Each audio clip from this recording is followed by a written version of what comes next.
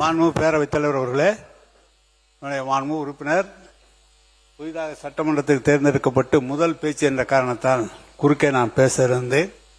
மணப்பாறை தொகுதியில் வளர்ச்சி திட்டங்கள் என்பது உங்களுக்கு தெரியும். அது பெரிய தொகுதி, இருக்கிறதே திருச்சி மாவட்டத்தில் இருக்கிற பெரிய தொகுதி. 960 ஹேம்லெட்ஸ் கொண்ட பெரிய தொகுதி. 3 ஒன்றியங்கள், 2 ஒரு நகரம், பேரூராட்சி என்று விரிந்து பறந்த தொகுதி. அதிலே குடிநீர் மிக சிரமமாக இருந்த காலம். குடிநீரே இல்லை, பாதுகாக்கப்பட்ட குடிநீர். கலைஞர் அவர்கள் தான் முதல்ல 96ஆம் ஆண்டு முதலாக 100 கோடி ரூபாய் செலவிலே புதிய கூட்டு குடிநீர் திட்டம் கொண்டு வந்தார்கள்.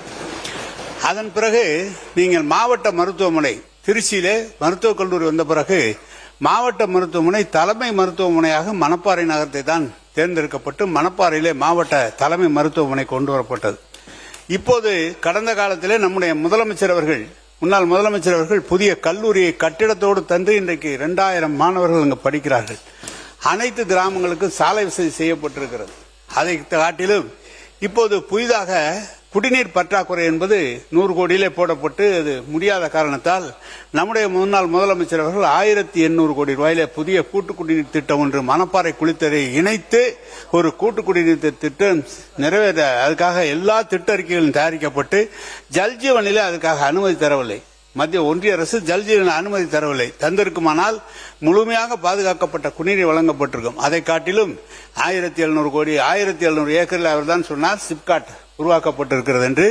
அந்த சிப்காட்டிலே கடந்த கால ஆட்சியிலே 5000 பெண்களுக்கு வேலை தருவதற்காக ஜிங்பின் என்ற ஒரு நிறுவனம், அமெரிக்காவுடைய நிறுவனம், அங்கு வருவதற்கான முழு கையெழுத்தும் ஆற்றப்பட்டு நிறைவேற்றப்பட்டு இருக்கிறது.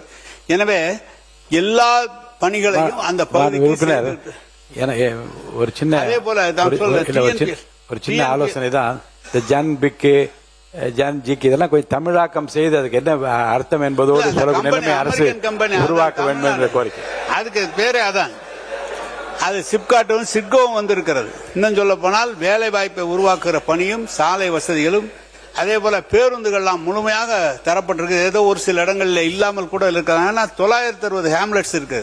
ஒரு தொகுதி என்பது பார்த்தால் 200 கிராமங்கள் இருக்கும், அப்படி எல்லாம் இருக்கும். ஆனால் இந்த மணப்பாறை என்பது பறந்து விரிந்த 960க்கும் மேற்பட்ட இருக்கும். எனவே கழக ஆட்சி, கலைஞர் ஆட்சியிலும் சரி, நம்முடைய முதலமைச்சர் முன்னாள் முதலமைச்சர் தளபதி அவருடைய ஆட்சியிலும் பல்வேறு திட்டங்கள் அந்த பகுதியில் செய்யப்பட்டிருக்கிறது. இன்னும் சொல்ல போனால் நேரடியாக திராவிட முன்னேற்ற கழகம் போட்டியிடாமல் தொடர்ந்து தோழமை கட்சிகளுக்கு அந்த இடம் கொடுத்து அப்படி கூட வெற்றி பெற்ற மக்கள் ஏற்றுக்கொண்ட பகுதி. எனவே தம்பி அவர்கள் புதிதாக வந்திருக்கிறார். அவருடைய உறவினர் தான், ஒன்றிய தலைவராகவும் எங்கள் காலத்தில் இருந்திருக்கிறார். எனவே அதையெல்லாம் சொல்வதற்கில்லை, எல்லா பணிகளும் நடைபெற்று இருக்கிறது என்பதை தெரிவித்துக் கொள்கிறேன். நீங்கள் முதலமைச்சரை கேட்டு இன்னும் நல்லா செய்யுங்க. அதெல்லாம் நான்லாம் ஒண்ணு வேணும் செல்ல, அதுக்காக எங்களுக்கு அல்வா கொடுத்தது அது மட்டும் முக்கியம் இல்ல. அவங்க மாண்புமிகு தொழில்துறை அமைச்சர், மாண்புமிகு பேரவைத் தலைவர் அவர்களே, மாண்புமிகு உறுப்பினர் அவர்கள் சொன்னாரு சிப்காட் அங்க நல்ல முறையா நடைபெற்று இருக்கிறேன். நாங்க சிப்காட் ரிவைவல் மிஷன் அப்படின்னு சொல்லி ஒவ்வொரு மாவட்டத்திலையும் சிப்காட்டை ஆய்வு பண்ணிட்டு இருக்கோம்.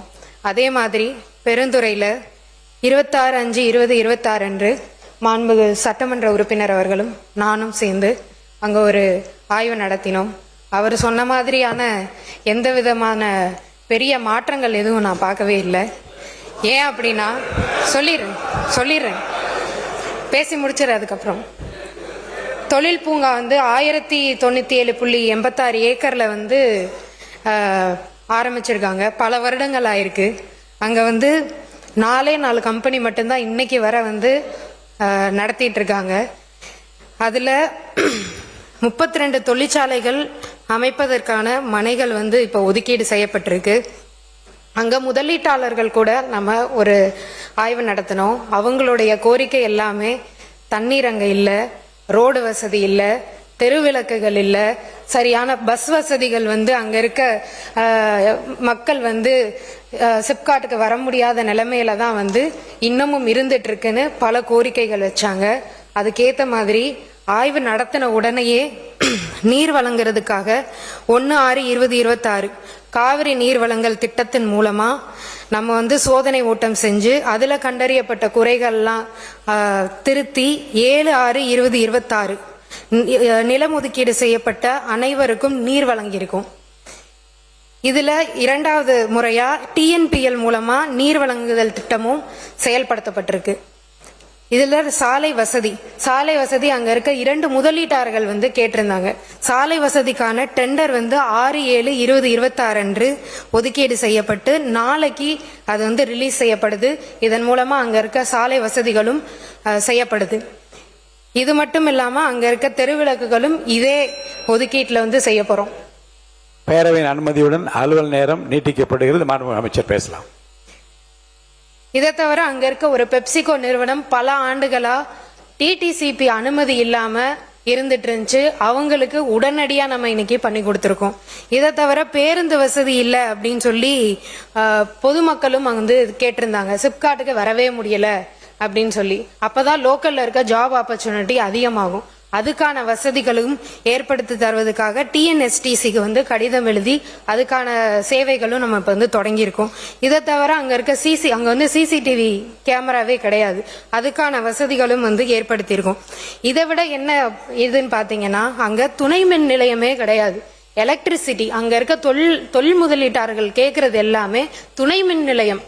அதாவது எலக்ட்ரிசிட்டி இல்லாம எப்படி ஒரு தொழில் நம்ம ஆரம்பிக்க முடியும்? அதுக்காக தொழிற்சாலைகள் எதிர்கால மின் தேவையை கருதி 110 கிலோவாட் துணை மின் நிலையம் அமைப்பதற்கு தேவையான நிலம் அடையாளம் கணக்கெடுக்கப்பட்டு இப்போ அதுக்கான தான பத்திரமும் நம்ம பதிவு செய்யப்பட்டிருக்கு.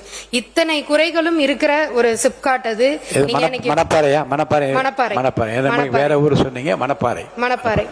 இது இங்க மட்டும் கிடையாது, பல இடத்துல சிப்காட் இதே நிலைமையில தான் இருக்கு. போய் பாத்தீங்கன்னா பொட்டல் காடா தான் இருக்கு. நிலம் மட்டும் வாங்கி ஒதுக்கீடு வச்சிருக்காங்க. ஆனா இங்க தொழில்கள் எதுவுமே இன்னும் வரவே இல்லை. இங்க இருக்க சட்டமன்ற உறுப்பினர், நம்ம தர்மபுரியில இருக்கிற சட்டமன்ற உறுப்பினர் அவர்களே அதை ஏத்துப்பாங்க. அப்படிப்பட்ட நிலைமை இருக்கு. அதையெல்லாம் மாற்றி முதல் ஆய்வு பண்ணோம். அதுக்கான டெண்டர்களையும் விட்டு அதுக்கான வசதிகளையும் இப்போ நம்ம மாண்புமிகு முதலமைச்சர் அவர்கள் மூலமா பண்ணிட்டு இருக்கோம். மாண்புமிகு உறுப்பினர் தமீமின் அன்சாரி அவர்கள். ஆனா இப்போ இது போதும். இப்போ இதுவே இந்த விளக்கமே இல்லைங்க. என்ன செய்திகள் என்று நீங்கள் சொன்னீர்கள், என்ன நடக்கவில்லை என்று அவர் சொல்லிவிட்டது போதும். அடுத்து மாண்பு உறுப்பினர் தமீமின் அன்சாரி உட்காருங்க. மாண்பு உறுப்பினர் உட்காருங்க. மாண்பு உறுப்பினர் தமீமின் அன்சாரி பேசுங்க. போதும் பேசுங்க. குடிதண்ணீர் நம்முடைய இண்டஸ்ட்ரீஸ் மினிஸ்டர் சொன்னாங்க. குடிதண்ணீர் நாங்க கொண்டு கொடுத்துட்டோம்னு சொன்னாங்க. கிட்டத்தட்ட ஒரு 90 நாளையில அவ்வளவு பெரிய திட்டத்தை நிறைவேற்றக்கூடிய நல்ல அமைச்சர் தான். ஏன்னா நாங்க ஏற்பாடு செய்யாம அந்த குடிதண்ணீர் நீங்க 90 நாள் அங்க கொண்டு வந்திருக்க முடியாது. இன்னும் பொன்னண்ணையாரை பத்தி நம்முடைய அமைச்சர் சட்டமன்ற உறுப்பினர் சொன்னார். பொன்னண்ணையார் டேம் உருவாக்குனதே கலைஞர். அதுவும் காவிரியிலிருந்து கொண்டு வந்து தண்ணி கொடுக்கணும்னு சொல்றீங்க. காவிரியிலிருந்து தண்ணீர் கொடுத்தோம்னா அதனுடைய வரைபடம், பூலோக வரைபடம் பாத்தீங்கன்னா அந்த மணப்பாறை பகுதியில் ஒரு பகுதி மட்டும் தான் தண்ணி பாய். எல்லா இடத்துக்கும் தண்ணி போறதுக்கு வழி இல்லை. இதெல்லாம் கடந்த கால உண்மை. நீங்க 90 நாளைக்குள்ள எல்லா வசதியும் செஞ்சு கொடுத்தா ரொம்ப சந்தோஷம் தான், மகிழ்ச்சி. மாண்பு அமைச்சர் பேசுறீங்களா? மாண்பு பேரவைத் தலைவர் அவர்களே, இதற்காக தான் நான் மறுபடியும் சொன்னேன். டிஎன்பிஎல்ல இருந்து இரண்டாவது முறையாக அந்த இரண்டாவது கட்ட நிலையாக நீர்நிலை அது மூலயமாவும் தரப்போறோம் அப்படின்னு நான் சொல்லியிருந்தேன்.